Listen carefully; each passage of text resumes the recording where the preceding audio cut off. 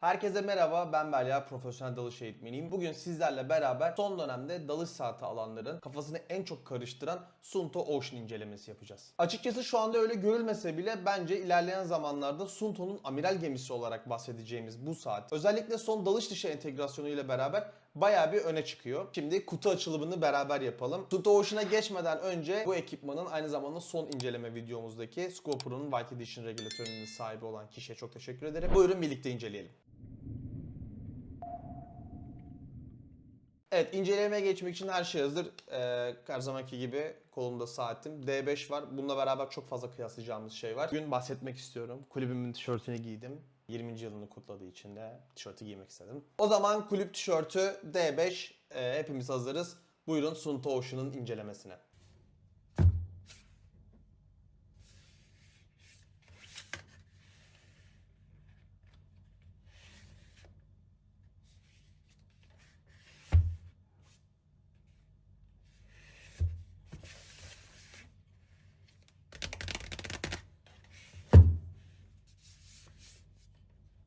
Evet, güzel bir ASMR videosu oluyor. Çok fazla da konuşmak istemedim ama kutumuzda Adventure Start Here görüyoruz. Farklı bir fontla. Bu Suunto'nun Ocean'da çok sıklıkla tercih ettiği slogan ve font. Kutumuzu şöyle dışarıdan bir inceleyecek olursak arkasında çok fazla sayıda sertifika ve etiket bilgileri yer alıyor. Kutunun bir güvenlik açış yöntemi var. Bu görmüş olduğunuz aslında kutunun kaplaması. Kutunun kendisi değil.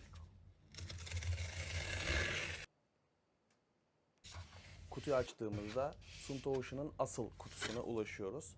Görmüş olduğumuz bu kaplama kutuyu korumak için yerleştirilmiş. İçeride bizi bir not ve yine sloganımız karşılıyor.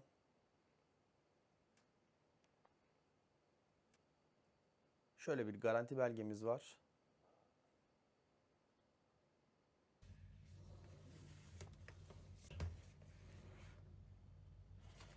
Açıkçası Apple'ın bütün dünyaya artık sattığı şu kutu açılış sistemleri herkes tarafından tercih ediliyor. Suunto Ocean'da da tabii güzel bir güvenlik önlemi.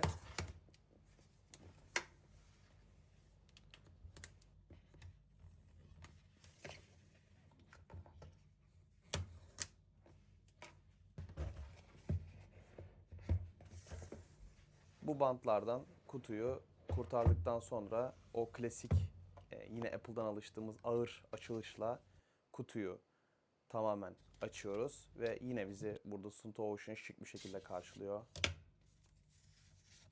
Ve bunun içerisinde bilgilendirici notlar ve Suunto'nun bence çok güzel stickerları var. Görüyorsunuz. Yeni fontta ve tarzda stickerlarını burada bizimle paylaşıyor Suunto Ocean.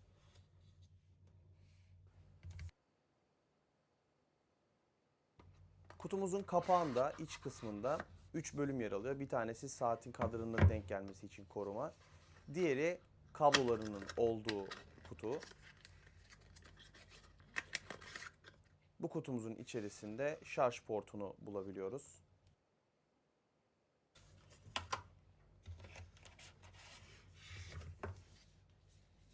Diğer kutumuzda ise aslında bilgilendirici saatin el kitapçığını bulabiliyoruz. Şimdi asıl ürüne geçecek olursak önce kayışlardan başlayalım. Bu yeni kayış dokusunu çok seviyorum. Keşke hiç kaybolmasa. Çok güzel böyle bir dokusu oluyor yeni saat kayışının Suunto'da. Klasik bir şekilde gördüğümüz Suunto'nun kayışlarındaki tokada Suunto kabartmalı, damgalı logosu. Ve kadranı elimize alacak olursak da yine bizi Adventure Start Here mottosu karşılıyor.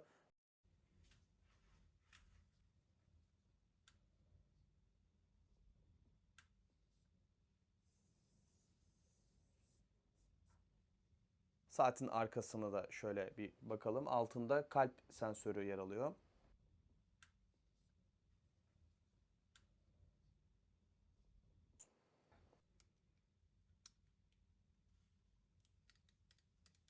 Gerçekten tatmin edici bir açış. Saatin genel olarak boyutlarına bakacak olursak kadran 49.9 yani 50 mm. Genel kalınlığı 13.3 mm. Kayışları 22 mm D5'ten biraz daha farklı tabii ki çünkü kayış almanız lazım. Total uzunluğu da uzatması haricinde 140 uzatmayla beraber de 215 mm'ye kadar ulaşıyor. Saati şarja taktık ve açmaya başlayalım. Saati kurmak için öncelikle dil seçmeniz gerekiyor. Suunto Ocean'ı bilmeyenler için en güzel özelliği bu kez ekran dokunmatik olarak çalışabiliyor. Şöyle kabaca el kitapçığına bir bakalım. Biliyorsunuz ki dalış saati aldıktan sonra el kitapçığını mutlaka ve mutlaka okumak zorunda her dalıcı. Genel olarak saatin menüsünü şöyle bir gezelim istiyorum.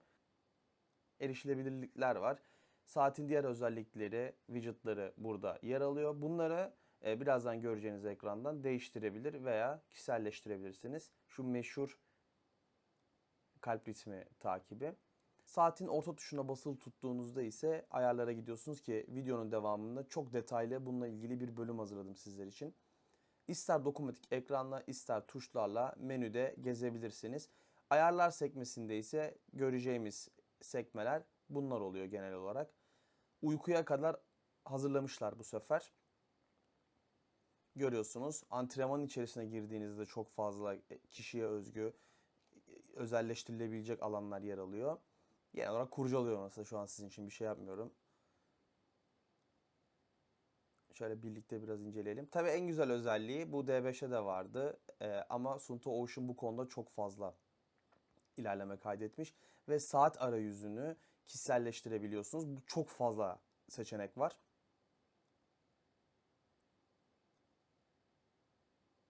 Bununla beraber renk seçeneği de çok fazla. Seçtiğiniz arayüzün renklerini de değiştirebiliyorsunuz.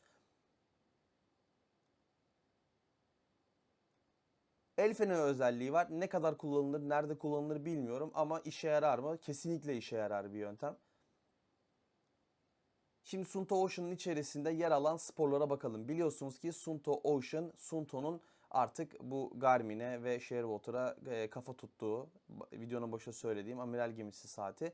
O yüzden dalışla beraber diğer sporlar da var. Dalış yapanlar diğer sporlar için Suunto kullanamıyor olmaktan ötürü muzdariplerde. Burada 95'ten fazla spor yer alıyor. İşte böyle tek tek görüyorsunuz. Bunların bazı isimlerini bile bilmiyorum. Böyle bir spor olup olmadığını bile bilmiyordum. Çok fazla spor var gerçekten. Bizim için önemli olan dalış elbette ama bunlarla beraber yani dalışla beraber bu sporları da yapabilmek ve bunu tek bir saatte kullanabilmek, tek bir saatle beraber yapabilmek harika bir şey. El kitapçığını mutlaka okumanız gerektiğinden bahsettim. Çünkü dalış ayarlarını ve nasıl kullanacağınız burada yazıyor. Ben de işinizi kolaylaştıracak bir video hazırladım. Şimdi sizlere Suunto Ocean'ın dalış moduna nasıl ayarlayacağınızı göstereceğim. Tercih ettiğiniz dalış modunu tuşları takip ederek seçiyorsunuz.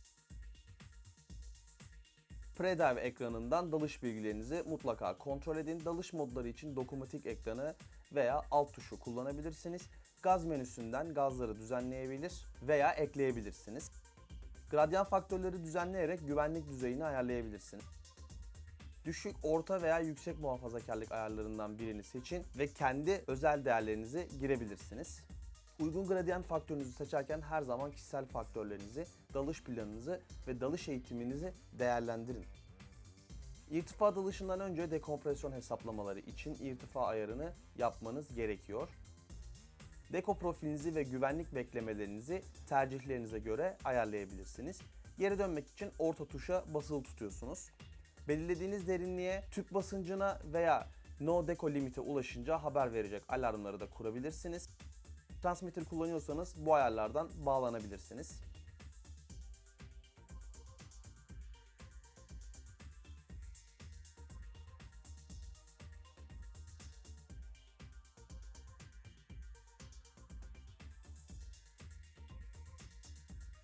GPS'i ve dalış rotası ayarlarını açarak dalışa giriş ve çıkış noktalarını ve dalış rotanızı dalış logbook'una ve Suunto app'te kaydedebilirsiniz.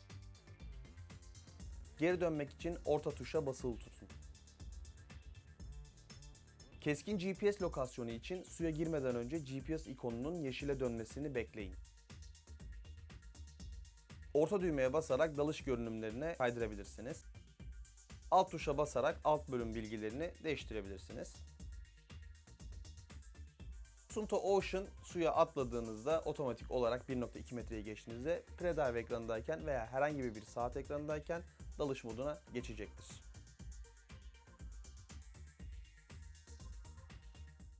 Gelelim teknik özelliklerine. Ben dalış saatlerini, dalış bilgisayarlarını ikiye ayırıyorum. Zaten söyledim.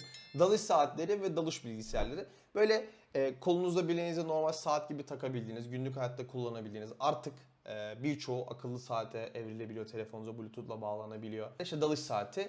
O daha büyük, günlük hayatta kullanamadığınız, daha komplike, daha fazla özellikle teknik dalış için veya işte diğer dalışlar için de daha fazla özelliği içerisinde barındıran, daha büyük ekranlara sahip, ağır olanlarına da dalış bilgisayarı diyorum. Bu şekilde ikiye ayırmış oluyorum. İşte Suunto Ocean bir dalış saati. Dalış bilgisayarını ve spor saatini bir araya getirmiş, Garmin'e nazire yaparcasına ortaya attığı, piyasaya sürdüğü dalış saati. Yine Garmin gibi dalışta kalp ritminizi ölçebilir, takip edebilir ama bunun için saatin altının, az önce gördüğümüz o sensörün dalış elbisesine değil teninize değiyor olması gerekiyor. Suunto Ocean 2024 yılında ISPO ödülü almış bir üründür. Dalış ve sporu birleştiren 95'ten fazla sporu içinde barındıran Ocean aynı zamanda birçok dalış moduna da sahip. Suunto'nun uygulamasına bağlanabilen Ocean içerisinde farklı haritalarla özellikle bisiklet sporcuları için uygun yolları gösteren işte koşu, tırmanış vesaire gibi diğer sporlar içinde rota, kalp hızı, süre, mesafe vesaire gibi sportif verileri kaydedip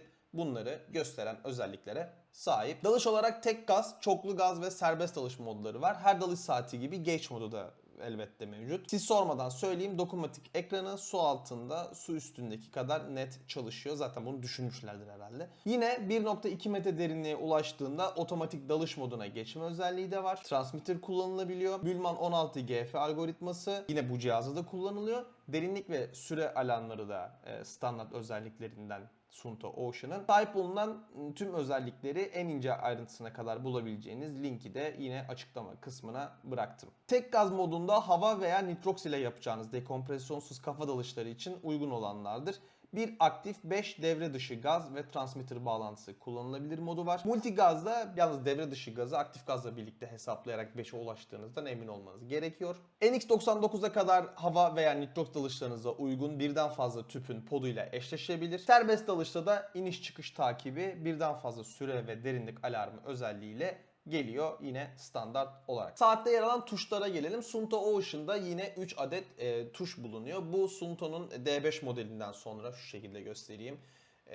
Gördüğümüz, alıştığımız bir aslında konfigürasyon. Tuşlar konusunda da biliyorsunuz insan vücudu zaman içerisinde su altındayken su altındaki bir şeyleri kavrayabilme yetisini zaman içerisinde adapte olarak kazanmış. Bu yüzden bizim parmak uçlarımız biliyorsunuz buruşuyor. İşte bu sebeple Suunto Ocean'ın butonları tırtıklı. Ya bundan değilse çok saçma. Ben bundan olduğunu düşündüğüm için bu kadar kendimden emin açıkladım.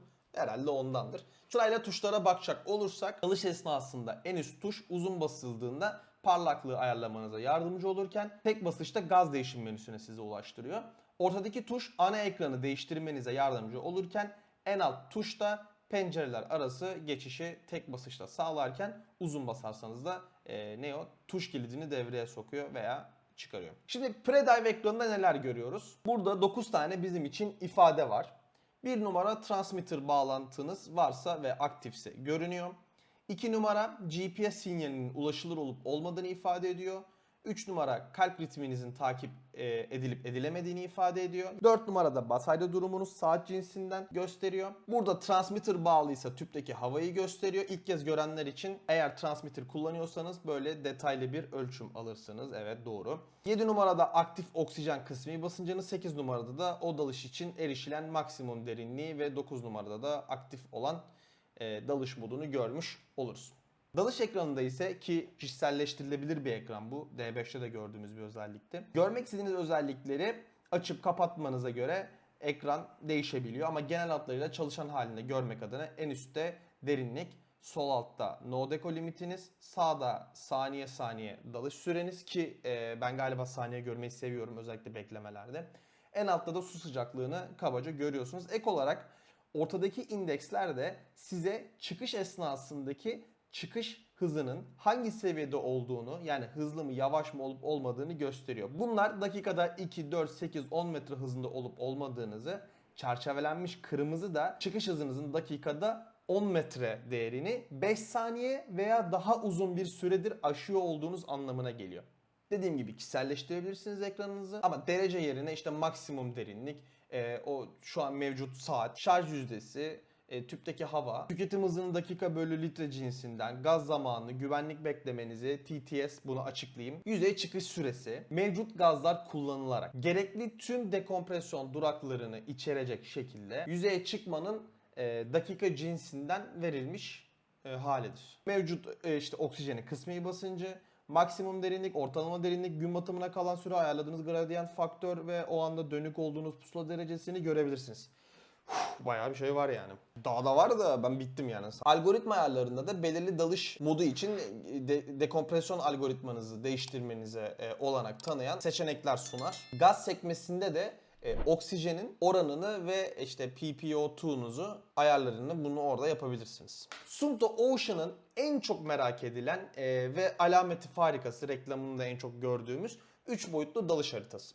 Dalışınızı yükselme alçalamalarla birlikte dalış verilerinizi de beraber bu şekilde görebilirsiniz. Yalnız bu GPS ayarları konusunda muzdarip olan birkaç tane tanıdığım var. Sanırım bu ayarı iyi yapmak gerekiyor. Ya bir hassasiyeti var ya anlaşılmadı ya da her yerde mi iyi çalışmıyor bilmiyorum. Niye her yerde iyi çalışmasın? GPS sonuçta bu. Bilmiyorum. Orada bir durum var. Yoksa böyle çok saçma haritalar çıkabiliyor. Şimdi Suunto Ocean'ın bir önceki Suunto modellerinden öne çıkan özelliklerinden, tasarımından, İlk izlenimden vesaire bahsettik. Biraz da bu nakıs taraflarından, eksikliğinden bahsedelim. Bir kesinlikle şarj portu.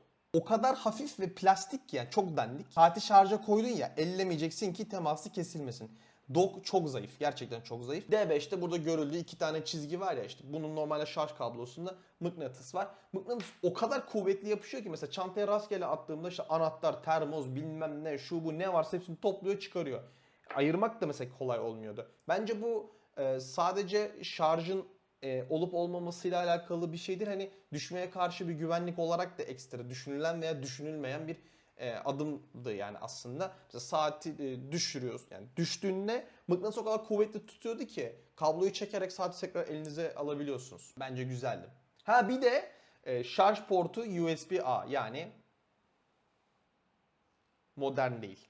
O yüzden Type-C'ye dönen bu dünyada bir tane adaptör daha gerekiyor. Reddit yorumlarında bir kişi su altında pusulanın çalışmıyor olmasından sadece su üstünde çalışıyor olmasından yakınmış. Ben şahsen yakınmadım çünkü su altında pusula ihtiyacı olduğunda gerektiğinde klasik pusulalarla ihtiyacımızı gideriyoruz. Ama hani ihtiyacımız olduğunu kullansak fena mı olurdu? Tabii ki çok tatlı olurdu. Beni D5'in pusulası az kurtarmadı. Teknik dalış desteği sınırlı. Trimix ve tabii ki Rebreather gibi teknik dalışlarda teknik gaz karışımlarını desteklemiyor. Ama zaten niye desteklesin? Saatten beklemek bence zaten mantıklı değil. Biraz daha bakalım. Ne varmış? İşte mesela gelişmiş dalış planlama mevcut değil diyor. GPS bağlantı hızı henüz istenen seviyede gelişmiş değilmiş. Zaten ilk defa aslında Suunto bir cihazında dalış bilgisayarında dalış saatinde GPS kullanıyor. Yani bilmiyorum hani artık çok fazla kaynak var o yüzden biraz daha rahat olabilirdi belki ama en azından ilk defa denedikleri için okey. Sağlık ve aktivite takibi yetersiz demiş. Çok hassas değil denmiş. Nabız ölçümlerinde ani iniş çıkışlar gözlemlenmiş. Yani mesela adam oturuyor ama durduk yere nabzının yükseldiğini veya işte çok düştüğü şeklinde takip etmiş cihaz. Bazı kullanıcılar tarafından bir de bir kişi Facebook'ta paylaşımında adım ve kalori ölçümlerinin çok tutarsız olduğunu söylemiş. Yani bunu Suunto dalış saati olarak çıkartmadığı için yani aslında dalış yönünden yine çıktı. Bir adım öndeydi. Ama genel olarak bir spor saati olarak çıkarttığı için evet insanların bu konularda hassasiyetlerinin yüksek olmasını anlayabiliyorum. Eğer çok ince ve zayıf bir bileğe sahipseniz ekran bir tık büyük kaçabilir. Böyle bir hani bazılarının da yine bu konularda bir eksi yorumu olmuş. Suunto uygulamasına gelecek olursak çok kısa. Suunto Ocean Suunto uygulamasıyla tam uyumlu çalışıyor. Uygulama üzerinden sadece dalış değil tüm sporlardaki aktivitelerinizi görebilirsiniz. Ama dalış için detaylı bir otomatik logbook kafasında çalışan ama bir yandan da kendi dünyasına özel bir Instagram gibi diye açıklıyorum ben hep bunu. Dalışlarınızı saatle telefonu eşleştirdiğinizde senkronize edip işliyor ve otomatik olarak paylaşıyor. takipçileriniz aynı Instagram gibi ana sayfalarında görüyorlar. Siz dalışınıza ister 3 boyutlu grafik ekleyin, ister görsel, ister lokasyon, ister haritadan konum veya işte boş bir şekilde de paylaşabilirsiniz. Takipçileriniz de aynı anda bildirim alıyor. Diyor ki Belya şu kadar sürelik bir dalış yaptı. Özetleyecek olursak, rekreasyonel ve serbest dalıcı olup günlük hayatta akıllı bir saat kullanıp bunu bir de koşu, yürüyüş, spor, kano, tırmanış, futbol ve daha adını sanını bilmediğim tonla sporda kullanmak istiyorsanız ama Shearwater veya Garmin'e de o kadar parayı vermeyeyim diyorsanız bence makul bir tercih. Tabii ki Suunto kalitesinde bir saat yani. Dayanıklı, kesinlikle dayanıklı. Şık bir saat almak istiyorsanız, ara ara bu kordonlarla falan rengini de değiştirmek istiyorsanız bence çok mantıklı. Sonuçta Finlandiya malı, yani çok dandik bir şey değil yani. Teknik özelliklerini zaten açıkladık. Sizler ne düşünüyorsunuz? Sizce alınır mı? İş yapar mı? Veya aldıysanız yorumlarınız neler? Bunun yerine başka bir şey tercih eder miydiniz? Yorumlarda buluşalım. Beni izlediğiniz için teşekkür ederim. Eğer videoyu beğendiyseniz beğen butonuna basmayı, kanalı sevdiyseniz abone olmayı unutmayın. Teşekkür ederim.